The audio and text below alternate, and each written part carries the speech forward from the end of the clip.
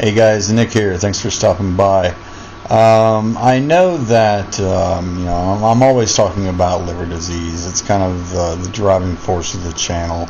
But I was interested to know how liver disease has impacted your life specifically. I've got a list of things that I've had to change or modify in my life ever since my diagnosis 2.5 years ago, and I wanted to go over with you guys kind of how my life has changed and how it's been impacted, from diet to physical stuff to personal relationships and kind of everything that comes in between. And I'm interested to know how you guys have been impacted. See if you guys share the same kind of stuff that I've had. As always, remember to like and subscribe to the channel. Every little bit helps. It helps get more views out there to help more people. So guys, I really appreciate all y'all sticking with me during all this time. It's been quite a road, and I appreciate all of you. So one of the biggest things that happened with me is driving. Due to hepatic encephalopathy, especially in my early onsets, driving was not an option.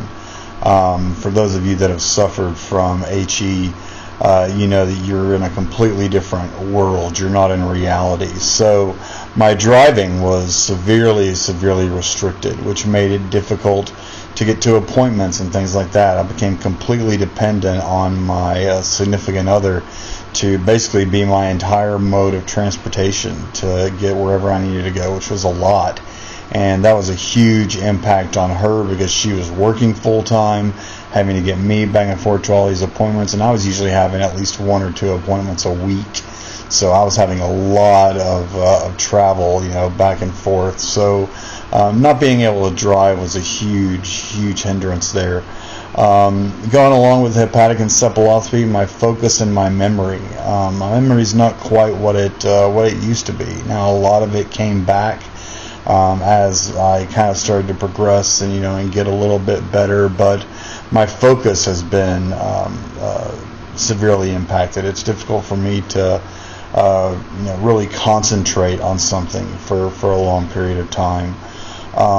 Walking, when I was really emaciated, I did major damage to my joints. Also caused me to have several hernias. So walking up and down stairs, lifting heavy objects and that kind of stuff is definitely limited. I used to work a job where you were lifting 50, 70, 100 pounds at a time, as I was working in a kitchen, and I'm not able to do that anymore. So that hinders my ability to work certain jobs. Internally, my blood pressure, I have to be super careful about what my blood pressure is. I really need to stay in a certain range because of portal hypertension.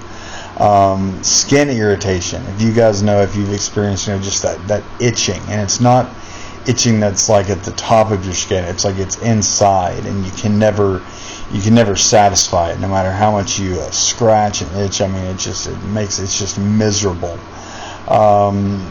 I've also had constant upper abdominal pain up here in my right abdomen, right where my liver's at, and a lot of that has to do with the liver. It also has to do with the fact that my spleen is enlarged because of the blood flow that happens through your portal vein and through all the other arteries that kind of go through there. The more damaged your liver is, the harder it is for that blood to flow. So, my spleen was enlarged, so that causes additional abdominal pain.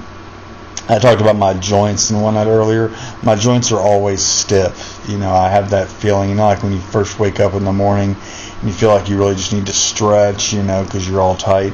That's the way I feel all the time. I can never, get that perfect, that stretch going, I've tried a lot of different things, a lot of different, kind of solutions for it, but it's just pretty much a constant. I required hospice care for about 6 months. For those of you that don't know what hospice care is, it's where a nurse comes in. It's basically end of life care, and I was on that one. They had only given me 30 days to live. So I was having a nurse come to my home twice a week, every week, to monitor my pain, to monitor My vital signs, just see generally how I was doing. So having to accommodate that. I was recently on palliative care. I was on palliative care for about 2 years. That's where a nurse comes once or twice a month to check your vitals, and check your medications and that kind of stuff to make sure, that everything is, continues to go in the right direction. I talked about medications. I'm now on, I think, about 15 or 16 different medications that I have to take every single day.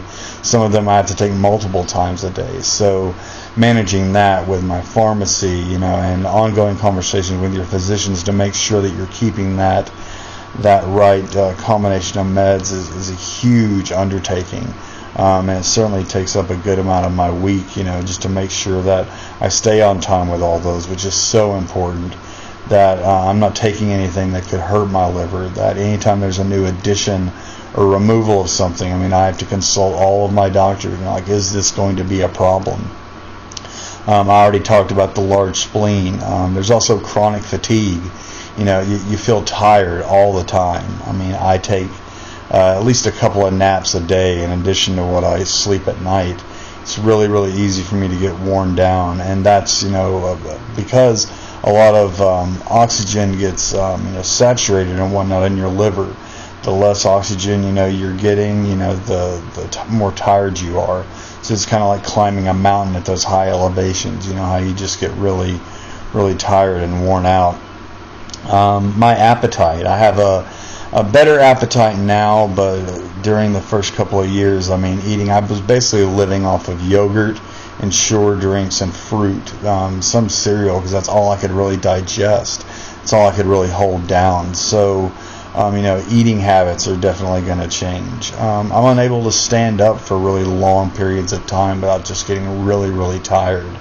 And that's just standing around. That's not walking long distances or anything like that.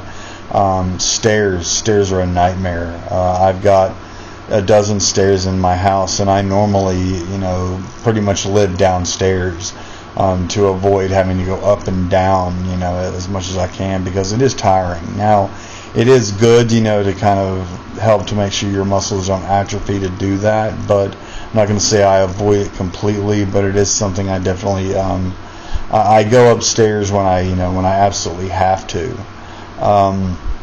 I talked about sleep earlier, how I nap during the day. At night, my sleep is really unsteady.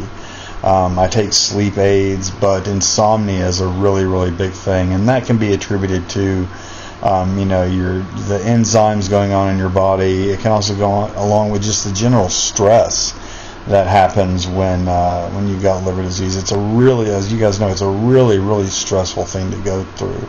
Not a lot of people can relate to it. It's a very, very serious matter, and your liver impacts so many things. It's challenging. It's really challenging to be able to, find those moments of zen that you can easily, just fall asleep. Sudden weight loss and sudden weight gain. That was a big deal. When I was first diagnosed, I went from 200 pounds to 120 pounds in a matter of about 3 months. Some of you have seen some of the photos of myself that I've posted, and I was just, I looked horrible. I had a huge bloated belly, but you could see all my ribs, you could see all the vertebrae in my back. I was not in a good way. You could see all the veins and all the tendons and whatnot in my neck because my neck was so thin. I already talked about the constant joint pain and soreness. Jaundice. I haven't had any jaundice in about 5 or 6 months, but sometimes I'll get it in my eyes. That's a big red flag for me when that starts to happen, that I need to get with my doctors ASAP, because something is going on and we need to make some tweaks or adjustment there. You'll have irregular bowel function. A lot of you guys might know about lactulose, which is the nastiest stuff in the world to drink. But it's one of those things they use to help keep making sure that your body is flushing out toxins, keeps away the hepatic encephalopathy, and it's a must, especially in early diagnosis. So anybody who's had to drink that stuff knows that it's just disgusting. It's a thick, nasty liquid. It tastes like the pits of hell. It's just awful. Swelling in the legs and feet, that's one of the things that also has, contributed to a lot of my joint soreness and stiffness. And finally, this is not a fun thing to talk about, but it can impact your sex drive because of the enzymes and all that stuff and your hormones, the way that it changes. It can wreak havoc on your sex drive. I left that for last because it's not really a fun thing to talk about. Some days are better than others, but it's definitely not. I'm not 20 years old anymore. And this stuff really does take an impact on you. So I don't know if that affects women as much, but I know it definitely affects men. So I'm just going to speak for the guy side of that. Women, you may be impacted. I'm not sure. But guys, thanks for sticking around with me. I know this video was a little bit longer than normal.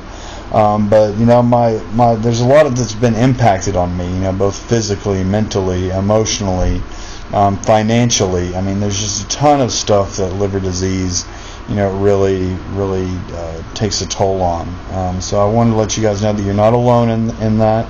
If you're experiencing any of the things that I listed, those things are normal, and they do occur, rather frequently, unfortunately. But as always, guys, thanks for stopping by. Thanks for spending a little time with me. As always, remember to like and subscribe to the channel, and keep an eye out for any shorts that I may post up randomly. I always enjoy doing that. So thanks a lot, guys, and be the difference in someone's day today.